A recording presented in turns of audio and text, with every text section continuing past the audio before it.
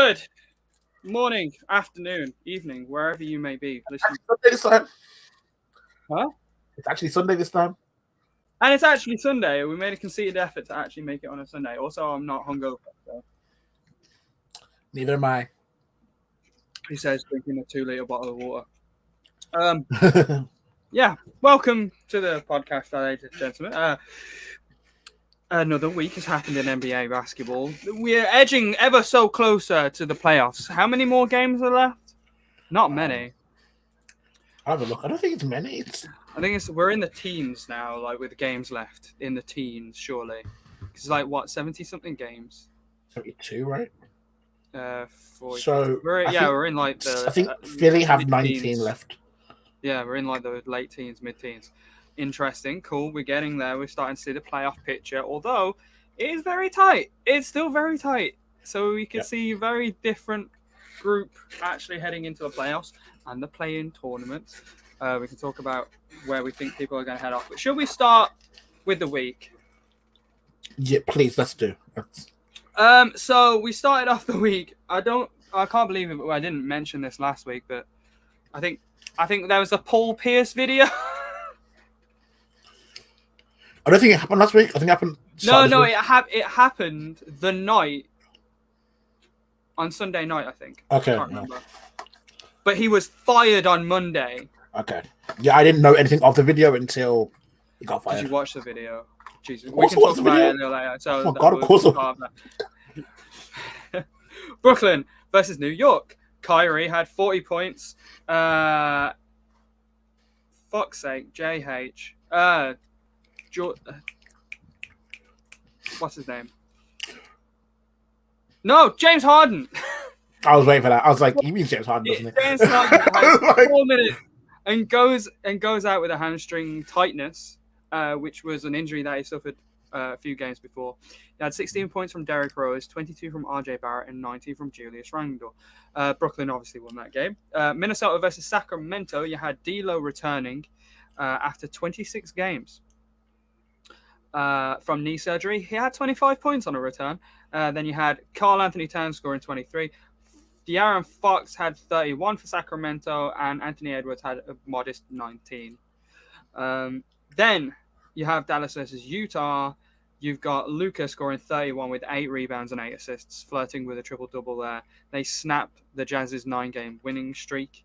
There was no Porzingis either, so it makes it an even bigger surprise that Dallas even managed to win this game. You had 28 from Mike Conley, but only 16 from Donovan Mitchell. Connected. Coincidence? Maybe, I don't know. Then you had Phoenix versus Houston. You had 36. The thing is, I put 36. I haven't even put who it was, but I know it was Devin Booker. Correct. He was 6 of 8 from downtown. You had 19 points, 11 assists from CP3, 27 points and 11 rebounds by DeAndre Ayton. Houston had Kevin Porter Jr. scoring 20, Chris Wood scoring 23, and KO 21. Kelly Olynyk, former Miami Heat player Kelly Olynyk scoring 21. Doing his best Larry Bird impression. Phoenix won that one. Easy. I mean, I don't think that result was ever in question. Then you got Golden State Warriors versus Milwaukee. Now, Milwaukee didn't have Giannis, but still, Curry had to lead a late comeback victory with his 41 points. He had 29 from Drew Holiday. Warriors were on a 3-game losing streak, but they beat Milwaukee. Well done to them. You got Toronto versus LA Lakers. OG was ejected for slamming Schroeder to the floor. Yeah, I saw that. That was fun. I think it was it looked like it was within emotion, but also it's kind of not needed. It's not like these guys had. It didn't look like these guys had beef during the game. Not really. To warrant this. I feel like it could have been an accident. It looked a bit random, maybe a bit of an accident. It's worth. I guess it's worth an ejection because it was fucking dangerous. But yeah. I don't think there was intent behind it, but we'll see. Yeah. So for LA, all starters but Kyle Kuzma had double digits, including 3 off the bench. So fuck Kyle Kuzma, I guess. New Orleans Pelicans versus Atlanta Hawks.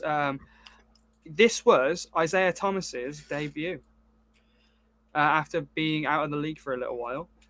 He had 25 minutes, 10 points, and he had 10 points with those 25 minutes, so not bad. That's And then right. you had Zion with 34, sorry. But Trae Young had ultimately 30 points for his Atlanta Hawks winning, and he was 6 or 7 from 3-point range. So, yeah. Nice. Then you had LA Clippers versus Portland. This was DeMarcus Cousins' debut, and he had a fantastic 7 minutes where he scored 7 points, 4 rebounds, and 2 assists. I feel like that's very productive for those 7 minutes. Yeah, that's I'm surprised they didn't play him more.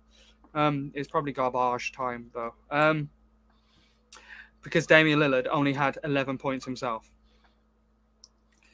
You had Paul George and Kawhi Leonard combining for 65. That's Paul George with 36 and Kawhi Leonard with 29. Decent, cool. Philly versus Boston then. Usually a great matchup, but we had Embiid with 35, Jason Tatum with 20, Jaylen Brown with 17, and Danny Green with 17. Nice showing from him in a Philly win. Then you got Brooklyn versus New Orleans Pelicans. This was KD's return, and it was a perfect return. He was 5 of 5 from the field, 2 from deep. He had 17 points. He was also had a perfect free throw. He literally didn't miss a shot. Wait. Speaking of, were you blocked by KD? Huh? Were you blocked by KD? Oh, I don't actually know. I was actually going to look after we went through the week. Okay. It's probably worth knowing. I wanted it to be a surprise if I was. Kyrie Irving is 24. Zion only had 16. Then you had Phoenix versus Utah. Now, this game was amazing. I loved this game. Number 1 in the West at the time, number 2 in the West at the time. I believe they still are. Oh shit! Yeah. I watched this game. This was sick.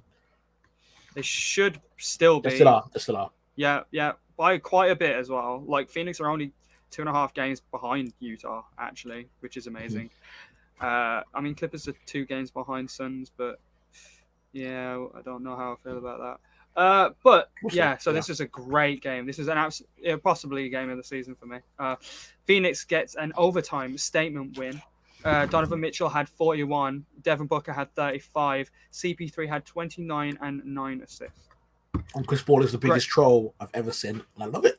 Chris Paul is the funniest man in the NBA. Do you see Donovan Mitchell missing the 3-throw, and Chris Paul trying to like dap him up? And he said, "Go away, man! Like you not." Like, I was like, Yeah. You love him if he's on your team. No, I love him when he's not on my team. Like when that thing when the whole Golden State Houston series, and like the shimmy, but also the bit where he's like joking around with Steve Kerr, and like he looks away and just like, yeah. He's like yeah. It's really good. I love that. Then you got Memphis versus Atlanta. You got Ja Morant scoring 19.7 assists, 7 rebounds. You only had 14 points from Trae Young, 24 from Bogdanovich. Grayson Allen also added 30 for Memphis. So good Memphis victory there.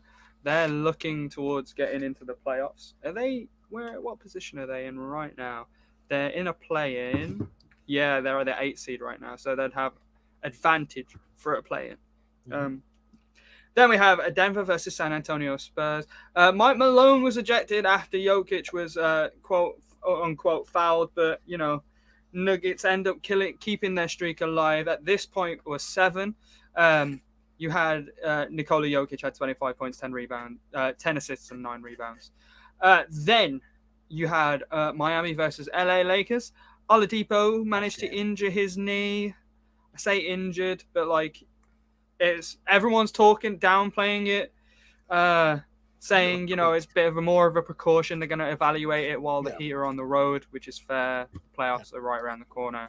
I get it. I understand. He did very decently. He had 18 points at that time. Drummond, this was This was Drummond's return, his first full game. Andre Drummond had 15 points and 12 rebounds. I'm going to have to stop doing these abbreviations with the names because having two ADs on LA is going to not work. You had 28 with from KCP. Heat. Jimmy Butler had 28 points as well. The Heat sweep the season series.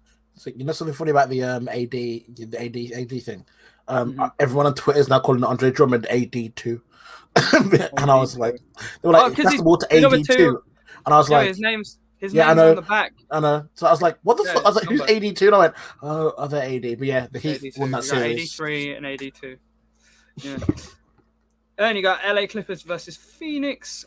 Patrick Beverly was ejected with his whopping 0 points after elbowing CP3.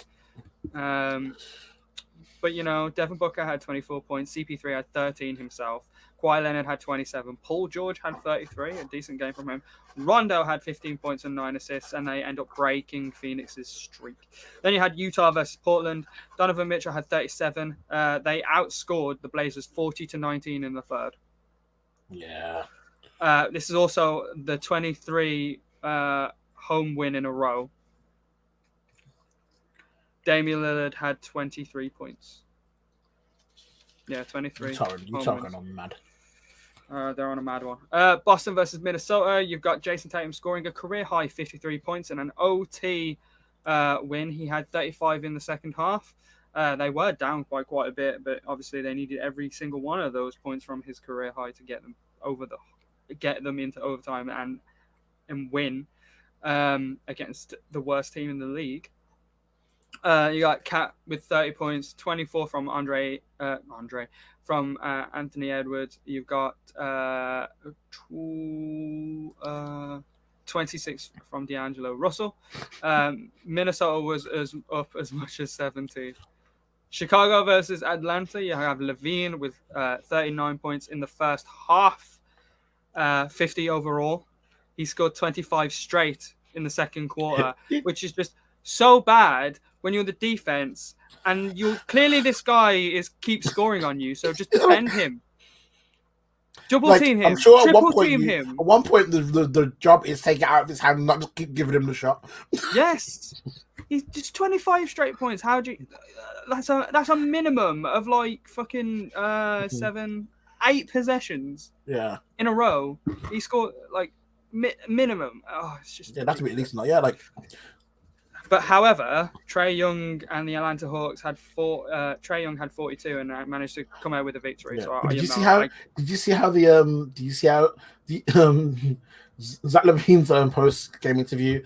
Having obviously they lost, and he had a 50. Yeah, 50. And they're like happy, and they're like, well, actually, MJ hit this many. He's like. He's like, you just need no. It's like it's your first 50-point game with the Chicago Bulls. You just need 37 more to match Michael Jordan. he's like, yes, I hit 50, 37 more. I can't do that, man. But, all right, thanks for making me feel inadequate. But yeah, the Hawks. Yeah. I mean, they may be bad on defense, letting him get the run, but Trae Young almost matched him, so somehow they still pulled out. Literally fighting fire with fire. Washington versus Golden State Warriors. Bradley Beal.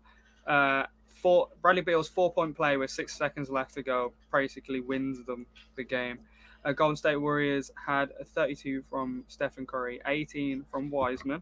Bradley Beal with 20 overall, and Russell Westbrook with a 19-point, 14 assists and 14 rebound triple-double.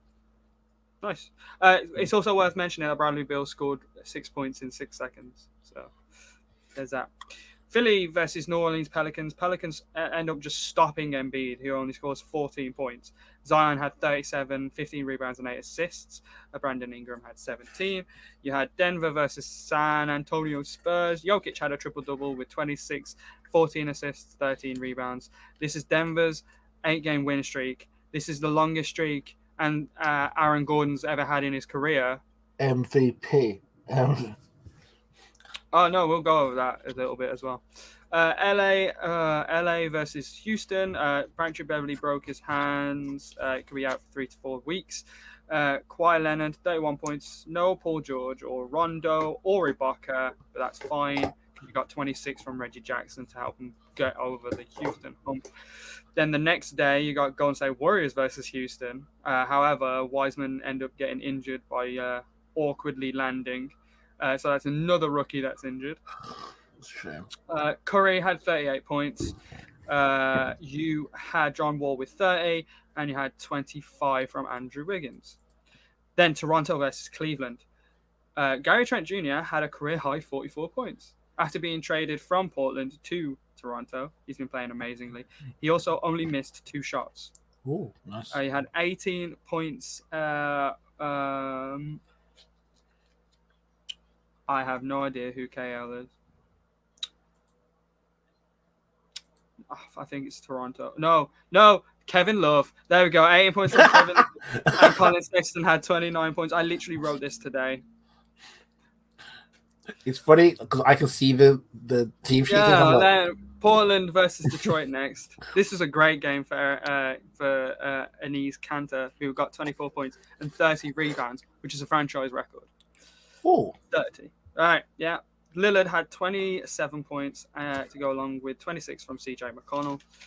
And then you had Utah versus Sacramento. Donovan Mitchell had 42 points. They're now on a 24 home game winning streak. And they're the first team in the NBA to reach 40. You have also 26 from Mike Conley, and De'Aaron Fox had 30 for Sacramento. Then lastly, Davian, the last game that I'm going to mention today is Brooklyn versus... Okay, no, yeah. I'm ready. Brooklyn versus the LA Lakers, where Kyrie was ejected along with Dennis Schroeder. There was no Harden, so it was the KD and Kyrie show today. However, it just wasn't enough to stop Andre Drummond, who had 20 points and 11 rebounds. Kyrie Irving only had 18 points himself. KD had 22. You'd like to think that maybe that's what swayed the game in Lakers' favor, but Lakers had the lead at the time of the ejection, which was 10 minutes left in the third. So, Lakers were keeping it. They're keeping it competitive, which they have been in all their games. Like, I remember you messaged me about the Miami game. Like, you said it was a lot tighter than it had any right to be. But these they're pushing. They just don't want to be in the play-in tournament, which is fair. Yeah, but, since Kuzma gone out as well, they've just gone. And even actually in the game Kuzma played, it's just been like share all the points. Mm-hmm.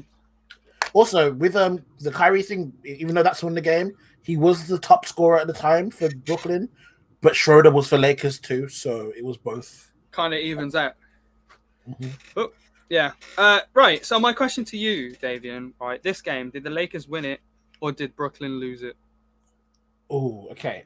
For me, the Lakers won it. I mean, technically both, but I was gonna say it's technically both, but for me, the Lakers won it. But also, the way they won it was just exploiting Brooklyn's very, very key and obvious weaknesses.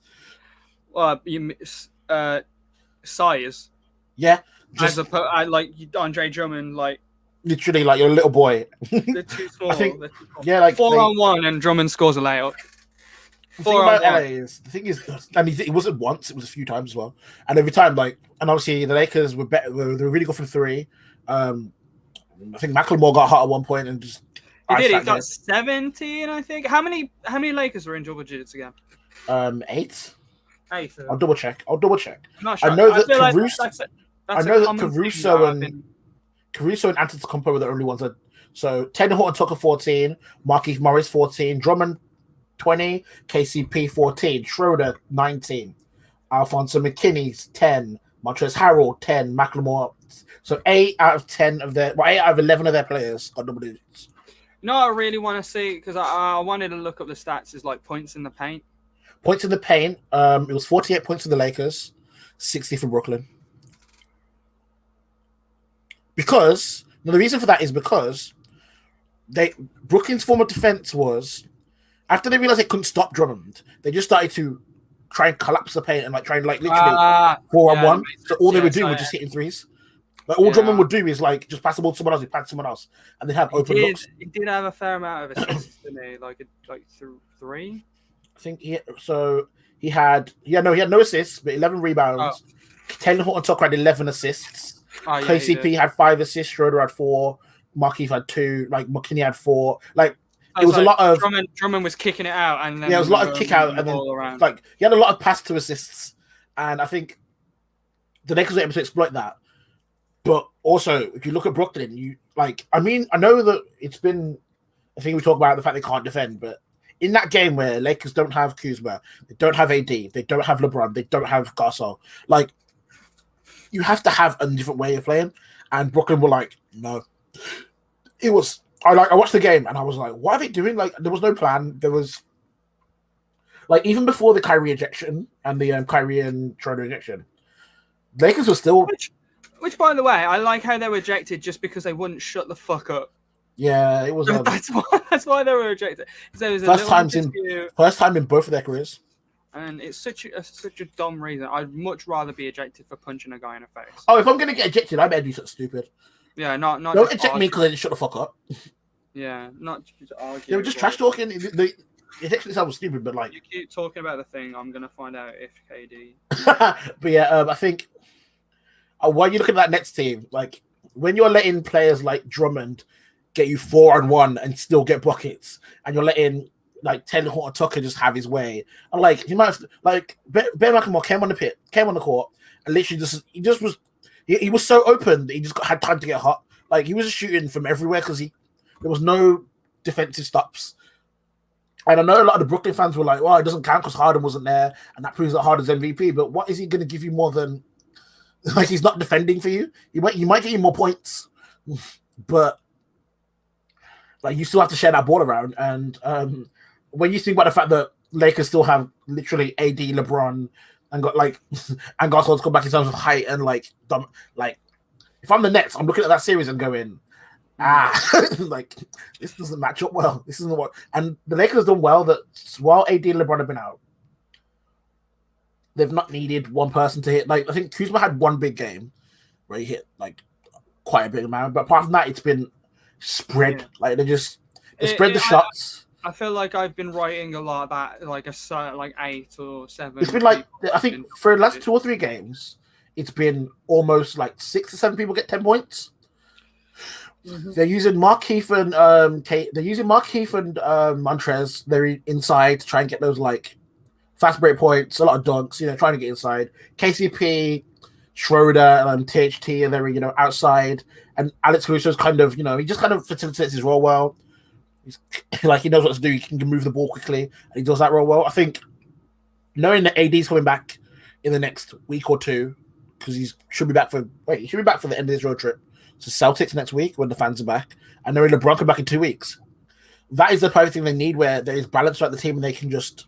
It means that you can rest LeBron and AD for games in the run-up and just... Oh, I mean, they're kind of resting now. But also, what? Yeah, I mean, it bodes well for their confidence. It's just hopefully they don't get used to playing like this because they are gonna do different things. Like I think my issue with them is, can they still be as efficient with the scoring when they're getting less of the ball? We'll see. But yeah, also, were you blocked? No, I wasn't. Well, KD can't block on Twitter, can't block him. Anyway, Brooklyn's defense is trash. I can't admit. 4-on-1, and you let a man. Let a man little boy you, and there was nothing happened for it. That was.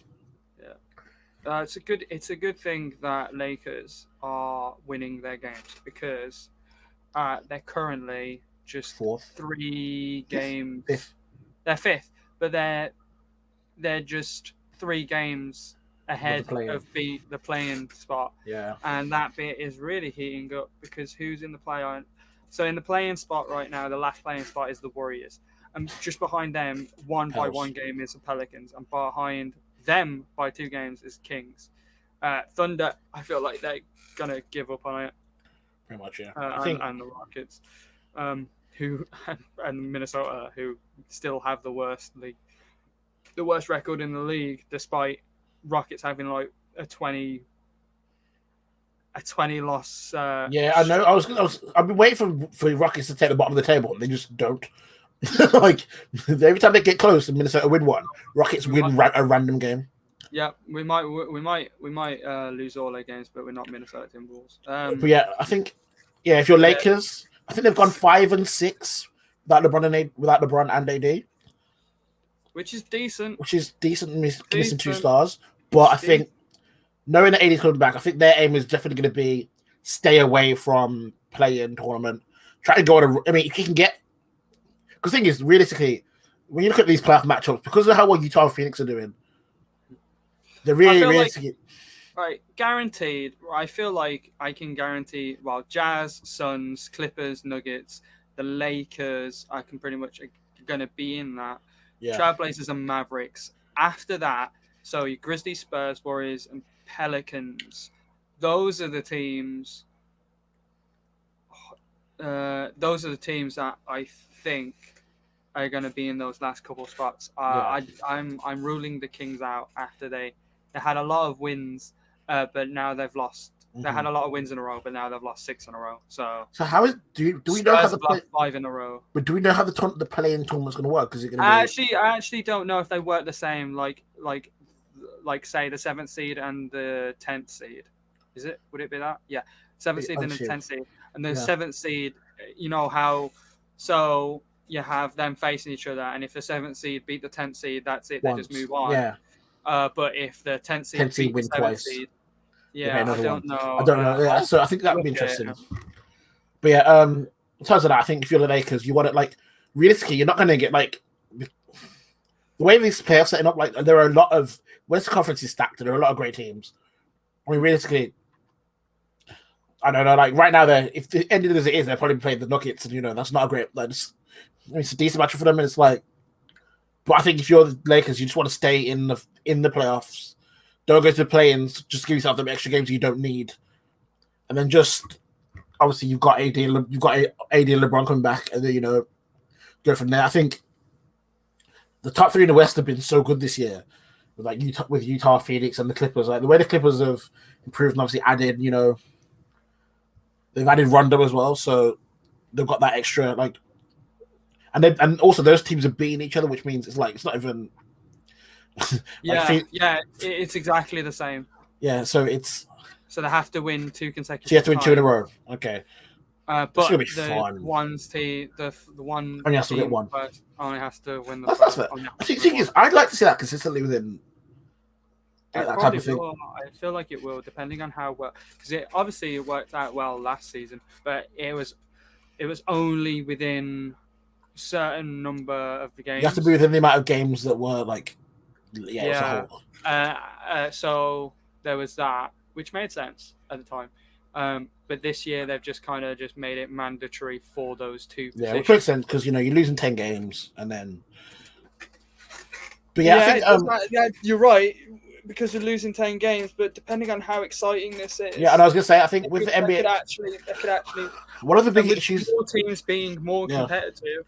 Yeah, and one of the big issues they've had. One of the big issues they had in the NBA has been ratings dropping off. And I think if you have these games, these 1 or 2 games that are just basically like cup finals, and you have to do this to even get into playoffs, I feel like people are going to watch that because. I mean, the same. It's the game 7. Like you lose, you go home. Like that's. It just heightens the quality of basketball being played overall. Mm-hmm. Yeah, and I think, and also you've got the thing where teams are less like the play-in tournament. It's still in the lottery, but there's only 5 positions there, and if you're not doing that, you could be tanking. But also, you kind of don't want to tank because they've got the whole thing where the teams with the 3 worst records have the same odds. Yeah, and it works. You know how Pelicans ended up getting Zion somehow. Yeah. Because one of the teams, it's just so weird. So there's no point in tanking anymore. So you may as well go for that playing spot because you're close anyway. I'm looking at the Eastern Conference right now. The team in the last spot right now is the Bulls, and they're on a 22-29 record. Yeah. But 4 games behind them are less than that. 3.5 games behind them are the Wizards in the 13th spot. Yeah. Who could easily, I kind of like that. Like, I like games. I like that the teams in, like, let's say 11th, 12th, 13th, instead of having to go all the way up to like the Knicks, which would be like 3 or 4 more wins above, they can look at 10th, and it means at these end of the season, you're not playing for nothing. Like, I hate when you get to the end of the season and you've got some teams that are just playing for the sake of it. Their stars aren't really trying to get injured. Like, there's no reason to play. They're just in the middle. It's like mid-table. You're just like, I'll play. With this, it's like, okay, we go on a run. We could end up in 10th. Yeah, we finish 10th. We could beat the team in 7th and end up with a playoff spot. And then the top of the Eastern Conference is pretty solidified. With pretty much, yeah. It's solidified as a group of 3, but how that group of 3 ends up is a bit up and down. So you got Sixers and Nets, who are on the exact same record of 36 and 17, but then you got the Bucks, who are on a 32 and 20 record after losing 3 in a row. So they could have been on the same number as them, but then you got the drop off of 4.5 games to the Hornets, because you got the Hornets, the Hawks, the Heat, Boston, Knicks. Like, these guys are all within 2 games of each other. So, you don't want to win or lose these next couple games. Yeah, I think that could change quite quickly. And I just want to say, firstly, the fact that the Knicks are still in playoff contention makes me happy. They're not just in playoff contention. No. They're at the moment, they're in a position where they only have to win one of their playing tournament games as well, and they'd be going up against the Pacers. I'm hoping the Knicks go on a run, and I want to see them in like the 5th spot. Although if they do go up against the Pacers, they might have a problem with that. They might have an issue. And if things stay the way they are and Celtics end up facing the Bulls, the Celtics can have a really big problem against the Bulls. Because Celtics do not have an inside presence at all. They got ties. Yeah. So they have Taco Fall, and that's it. But then Bulls have got Vucevic. I was watching someone try and someone was trying to like keep Taco Fall out of the paint and just falling. I was so funny.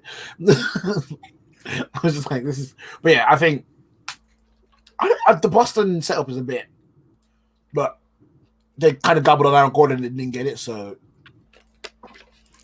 it's what it is. But I think the way the East is set up is 2 or 3 games either way could take you anywhere. And I think a lot of these, like the East playoffs, is going to be fun because, like the top 3 setup, but like with the Hornets, Hawks, and I'll say Hornets having like losing like couple players, and like anyone can play anyone. These games going to be interesting. Also, I've just looked at it. Jesus Christ, that is there are a lot of teams on 27, 28 wins. Yeah, wow. It's all like 5 through 9. Yeah, 4, 5, 6, 7, and 8, or 27, 26, 28. Very similar records. Yeah. So let's move on to the next. So the playoff race, that's interesting. But okay, most valuable player, right? So I'm assuming we've both pretty much. Nikola Jokic is the guy right now. I'll give you a stat line here. But in the last 20 games, he's had 25.4 points, 9.4 assists, 10.9 rebounds. He's shooting nearly 60% from the field, 45% from 3, above 80% from the free throw line, and the record's been 17 and 3 in the last 20 games. Yeah, he's MVP. All right, for me, personally. He's the MVP. At the moment, Joel Embiid has apparently moved up to 11-2 odds, right? But I feel the real criminal, other than Jimmy Butler, who we talked about a lot last week, Devin Booker, who is the same as Jimmy Butler, right? But he's behind Chris Paul. He's behind Donovan Mitchell. He's behind Stephen Curry's Golden State Warriors, who are hanging on to a playing spot. Phoenix is second. They could have, within the last week, they could have gotten number 1 spot. They beat the number 1 Utah Jazz, and they're only 2 games behind. So 2.5 maybe. And Devin Booker's leading the way. He was Player of the Week last week officially. Yeah. I wouldn't be surprised if he was Player of the Week this week too. In all fairness, like he's mine definitely for sure. He just keeps scoring. It was a question I was going to ask you. I was going to ask because when I was checking the odds last week, I was shocked that Chris Paul was ahead of Devin Booker in that. also, Devin Booker's the same guy that didn't even get into the All-Star game on his own merit. It was only because someone was injured that he got in. And like, it's just ridiculous. I feel like because Phoenix are kind of like a new team in the picture, that he's not getting that love, like from Philly, who's been there for quite a while, Brooklyn, who have players like Kyrie, KD, and James Harden, who have been in that kind of position for a while. Like, no, the Hornets are fourth. No one cares. Trae Young for the Hawks. Trae Young has been kind of like, he's been on a bad team, but he's been so good. You can single him out. I mean, yeah, but to be right, the Suns, they're in a division that has the Lakers, the Clippers, Sacramento, and the Warriors. So, other than maybe Sacramento themselves are probably like the worst one, and they could be in the play-in tournament. They're up against some of the hardest competition. The degree of difficulty is on max. And they're still. I mean, you got Utah Jazz, who I believe their guys are. I want to say they're like in their division. I want to actually take a look at that NBA division. So no, that's conferences. I want divisions. Division standings. There we go. Right. No, stop doing this. Right. Southeast, Northwest. Right. Yeah. So you got Utah, Denver, Portland, Oklahoma, and Minnesota. Yeah. For Utah, two of those teams aren't even in playoff contention. I mean, you got some competition from Denver Nuggets and Portland, but come on now.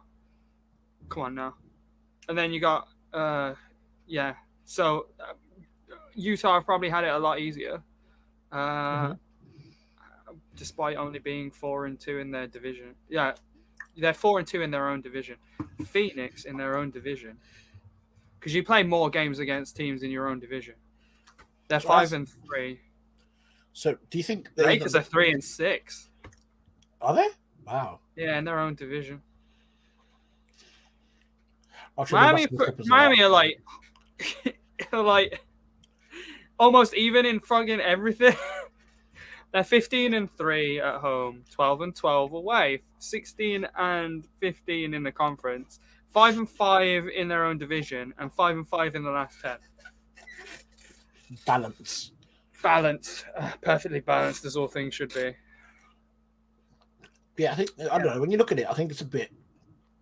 Phoenix, after going 8-0 in the bubble and still not making the playoffs, like, you kind of sort of wanted to believe that they had this in them, and then they acquired Chris Paul, which was a great signing for them. Yeah. Like, I wouldn't be surprised. I honestly, I don't see this team making the conference finals. No, that's a lie. Sorry. I can see them making the conference finals. However, I wouldn't be surprised if they didn't. Fair enough. I mean, and not gonna lie, same with Utah too. Like, they're having a great season, but like, I still feel like they'll lose to like the Clippers or the Lakers on the way. Clippers, I'm not so sure on, and the Denver Nuggets. To be fair, yeah. To me, I think Denver are 7-1 in their own division. Wow. Yeah. To me, I really feel like Denver. I feel like the two LA teams are probably when it comes to the playoffs. I feel like they're probably going to be the strongest teams in that conference, no matter what happens in the regular season. But I still think like it's. I think for me that the Devin Booker MVP thing, like, the more you look at it, it makes a lot of sense. The fact that he wasn't in the All-Star game of his own merit is kind of mad to me. Considering some of the people that did make it, I'm like, I don't know what it is. I don't know why he is kind of being overlooked and not really getting the hype he probably deserves. But this man's scored 70. I mean, like, he's doing everything he needs to do. Like, he's scoring the points, they're winning the games. They're second in the West. I don't know what more he'd need to do to show people that he is in that conversation in that level, especially when he's under people. Like the fact that he's below CP3 is kind of suggests that people see that winning thing on Chris Paul more than they do him. They do with their 20 games remaining. They have Utah, Philly, Brooklyn, LA Lakers, and Clippers, and the Milwaukee Bucks team to face for Phoenix. But if you're Utah, where are you? Utah, where the fuck are you? Top of the hole. No. They're bottom. They're one of the probably easiest schedule. Yeah, the average. What's that? SOS. I think the average of what's left is they've got the easiest schedule left because they've only got to face Phoenix, Denver, the Lakers twice, and then Portland. But they've got Minnesota twice, Houston Rockets twice. Okay, yeah. I was like, Utah have got it pretty easy the last games. Like Houston's schedule is like worse off, and they're still really bad. Lakers have a pretty hard schedule. But yeah, I'll be interested to see a really hard schedule still. Oh, it's fine. They'll be able to work on their defense. Minnesota have a very bad schedule coming up. Got Utah twice. Brooklyn, Clippers, Denver. Whoever Minnesota have is going to be a bad schedule for them. Yeah, that's true. Very true. That's too true. Too true. And the Rockets, the man don't even care anymore. Like, they don't try. Yeah, you're right. They don't fucking try. They try for one game every 7 or 8, and then win one game, and then they just go back to it. Well, they're saying that they did beat the Timberwolves, so I guess that. It's almost as if they're not chasing anything, which reminds me, KD said he's not chasing titles. I wanna, give it the benefit of the doubt here. Oh, sorry. I want to give him the benefit of the doubt here and say that it's out of context.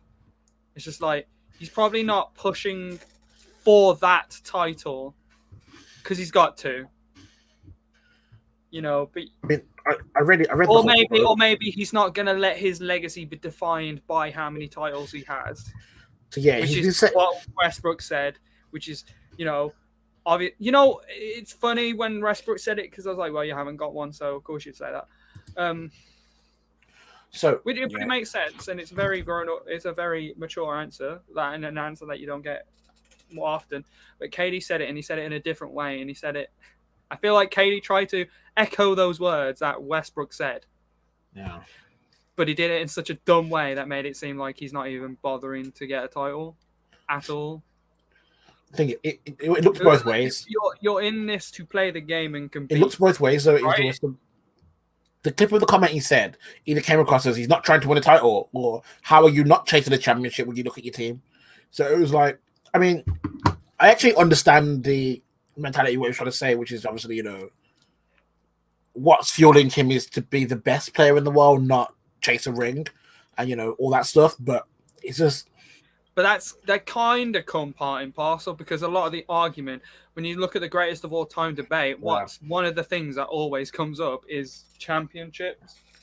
That's the thing that always comes into question. Mm-hmm. Like, you get the whole LeBron versus Michael Jordan thing. You get the whole finals record coming up. Yeah. And I think for me, it's how do you be the best? Like, how do you prove you're the best? By winning the title. So I think... Just ask Bill Russell. But yeah, I think for me, it's just... I don't know what it is, but I feel like every time someone from Brooklyn speaks, it just... Also, let me just... Yeah. Then that's the GOAT. That's the GOAT. But I feel like every time... But he definitely was the GOAT before Michael Jordan. Yeah, I feel like every time... maybe. Every time they do these interviews, I feel like the Brooklyn team is filled with different individuals who obviously have different things they want. And obviously, Harden wants his first ring. I don't really know what Kyrie wants. I have to be flat or something. No, but it's already flat to Kyrie. But KD's looking for... he's clearly looking... He's looking for validation. Is what he's looking for. He's looking for validation. He's looking to be seen as the best. He's looking to, obviously... The thing is, very early on in his career, he was very much second best to LeBron, and everyone says he's the second best to LeBron, even when he won those titles in Golden State. But the thing is, even not only was second best. Now when LeBron is 34, I want to say 34. I think he's 36, isn't he? Oh, it might be older than that. Yeah. Nah. I'll double check. LeBron age. He's 36. 36. Even now, when he's 36, LeBron is still considered better. Yeah. I mean, you'd have good arguments from other players, but even then, like when Toronto won their championship, people were mentioning KD. They were saying, I was gonna say that was my thing. So you're saying like now LeBron's 36, that he's still. I think KD's been looked at as even better than Kawhi at this point because Kawhi can do both sides. So like everyone looks at KD as one of the best scorers to ever. He doesn't automatically does this, but in terms of player, people looking at Kawhi and saying Kawhi does that on both sides of the. And he does this, KD won, and then people will say that KD won his rings with the Golden State Warriors team. Yeah, I think Kawhi won his ring. He won his first ring with the San Antonio Spurs team with aging superstars, and he led that team pretty much. Well, I wouldn't say he led that team, but he definitely was the biggest force. He won a Finals MVP for it. Yeah. And then in 2019 with Toronto, he was the driving force. Yeah. The rest of his team, as good as Kyle Lowry and OG Anunoby are, and Pascal Siakam, they're not Steph Curry, Klay Thompson, Draymond Green, Iguodala. Oh, come on now. And I think a lot of people, so obviously basketball more than any other sport, a lot of the time narratives are created and stuff. And I think a lot of people look at the KD's move to the Golden State as A, you were chasing the ring, and B, you didn't believe you could beat LeBron by yourself. That's why you joined up with people. And obviously, a lot of the times people are saying that move of you tried to be the best. Yeah, right. I wouldn't go that far. I don't think it was a LeBron thing. I think it was a Westbrook thing. He didn't feel like he could win with Westbrook. Which is why there was such a divide afterwards. I think that's fair, but a lot of people looked at the fact that he went straight to Golden State. And I think that's always going to be a thing. And I think that's the thing where a lot of the time when you see him go on these like very sensitive like moments, it's because it's whenever he's compared to LeBron. It's whenever people say, honestly, look, it is. You couldn't beat LeBron without Golden State. You couldn't beat LeBron without this. LeBron beat you here. LeBron's better than you. And it's like that moment where it's like, okay. So I get the I'm now. Yeah, but the thing is, the same thing happens with when people have LeBron. I say the same thing happens, but it's almost you can compare that to how LeBron reacts when he's compared to Michael Jordan. When people 100% LeBron believes that he's the greatest of all time, right? Yeah, I think. But everyone, more people will say Michael Jordan's the greatest of all time. Yeah. They both have arguments to say so, but how LeBron reacts to that. And then you compare that to how KD reacts to him being compared to LeBron. It's just so different, and you can just tell. But you want to? So the maturity. So the way I describe it is, LeBron has that mentality of, like, okay, everyone's against me, cool. Like, you don't think I'm the best. He has that mentality where he's able to convert that into whatever special potion he needs to then, work harder, go back and do his thing. Ultimately, he doesn't really talk that much to media about that. He kind of just lets. It's not Kawhi levels of that. Yeah, there's different. Obviously, there's different levels of it. Kawhi is side of the spectrum to KD. Kawhi doesn't speak. KD speaks a little too much, and then LeBron's kind of in the middle where he sometimes will give you little clues, like he'll give you little. He has fun. Man just talks.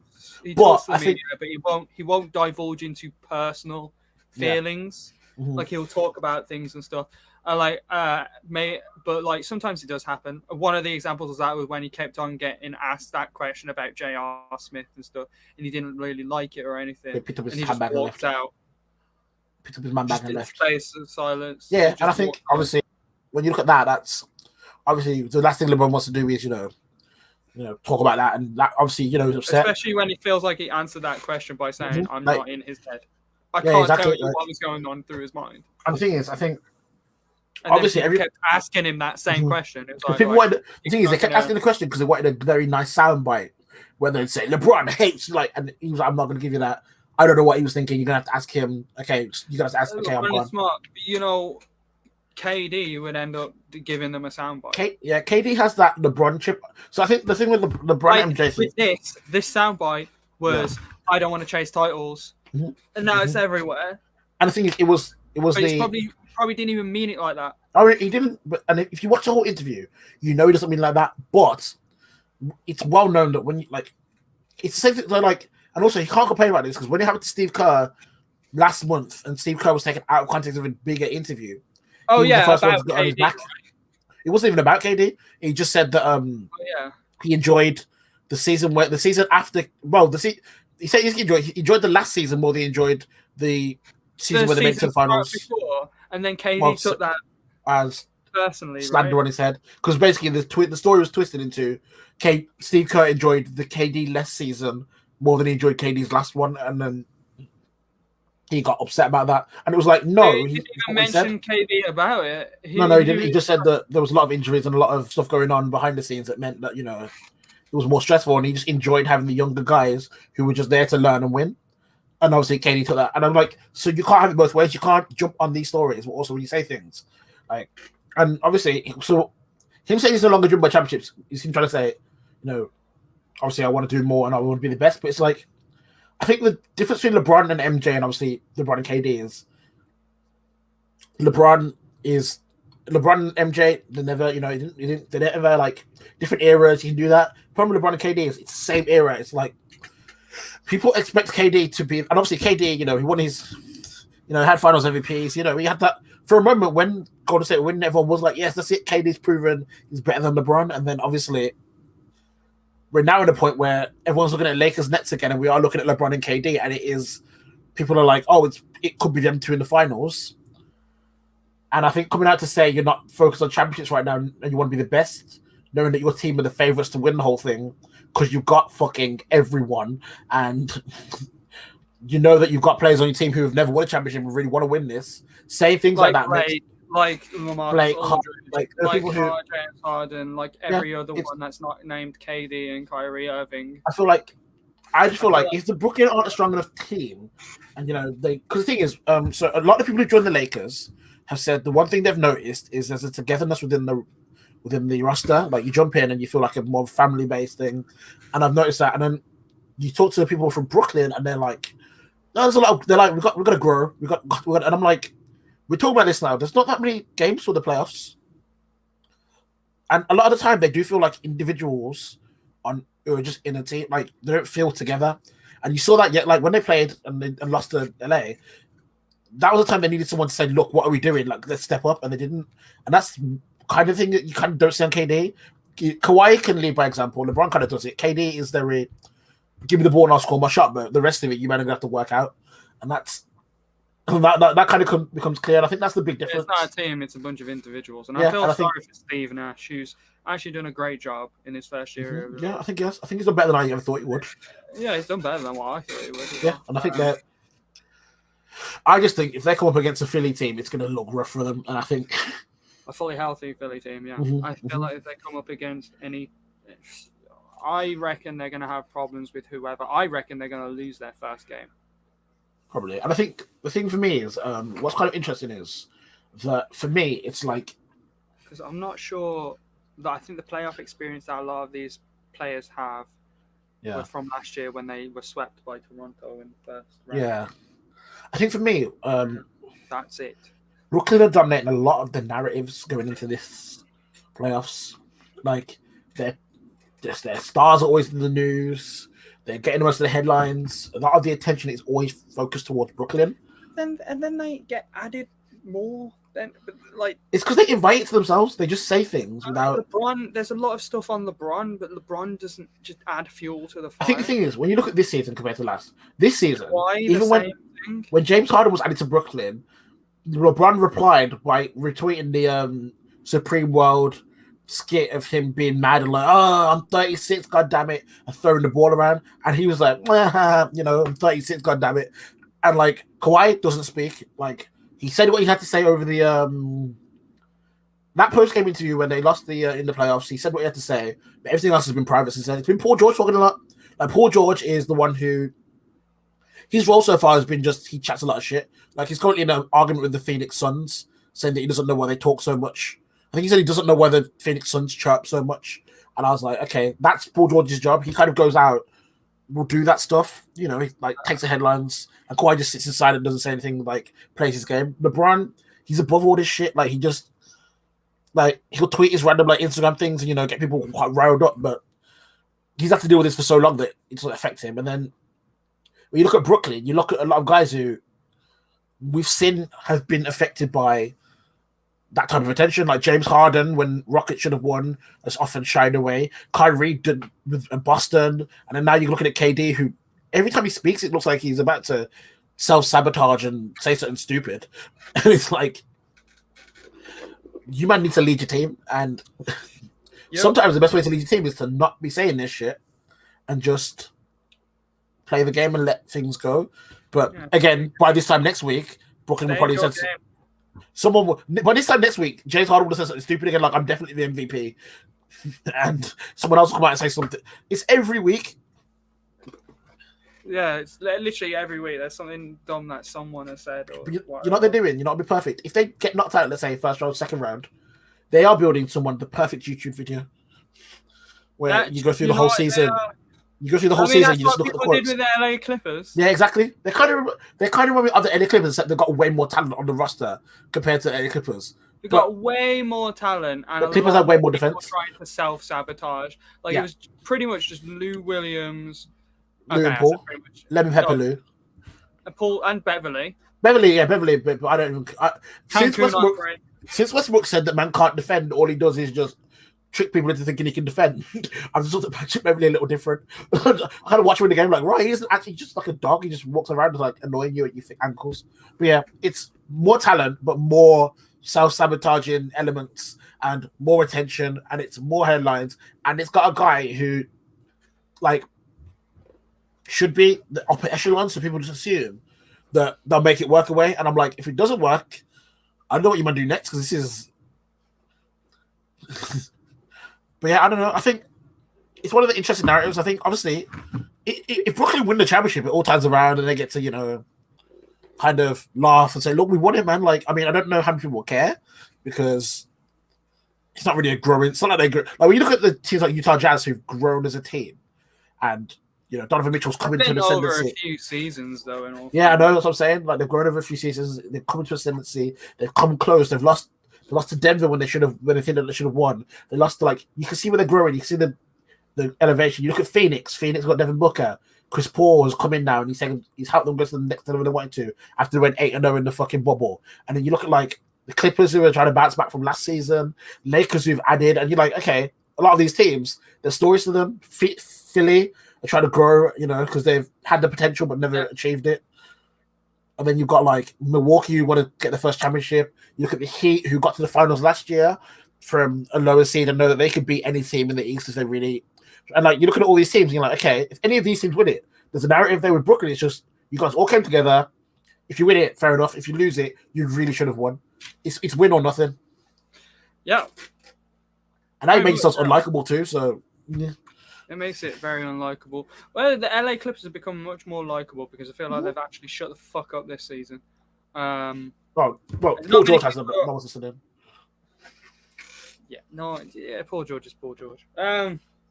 Yeah, I mean, if I was the LA Clippers, they've lost a significant amount of their talent because they lost Montrez and stuff like that. Yeah, they got a few pieces, but they're nowhere near as talented as they were last year. They're not as overstocked as they were last year, but last year it didn't work for them. So exactly, yeah. But yeah, I think that's pretty much everything for the week. Very much. Yeah, looking forward to. How many more weeks would we say? There's another month left. A month. Wait, let me check the first. I don't know. Wait. NBA. Usually the playoffs would start by now, but obviously. I'll just double check. The NBA playoffs. I'm not taking my ad blocker off. The NBA playoffs start. The playing tournament starts May 18th, and we are on April 11th. So we've got 5 weeks. Month. We got like a month, 5 weeks. All right. Yeah. It's gonna be an interesting 5 weeks. I wonder what dumb shit some Brooklyn Nets player is gonna say next. Next week, what this dumb Brooklyn Nets player said. She plays bets. I reckon it's gonna be Kyrie. Oh, he hasn't been in a while. I'm gonna say Harden because he's gonna return. I say that's stupid. Yeah, maybe. We'll get caught in the strip club. Watch now. Like in like 5, it's gonna be all of them, wasn't it? Ah no. the whole team. If it's Landry Shamet or something, I give up. It's gonna be DeAndre Jordan. Watch. Yeah. Brooklyn Nets should take a timeout. KD himself needs to take a timeout. 2 weeks in a row, you know. I see ya. Deuces.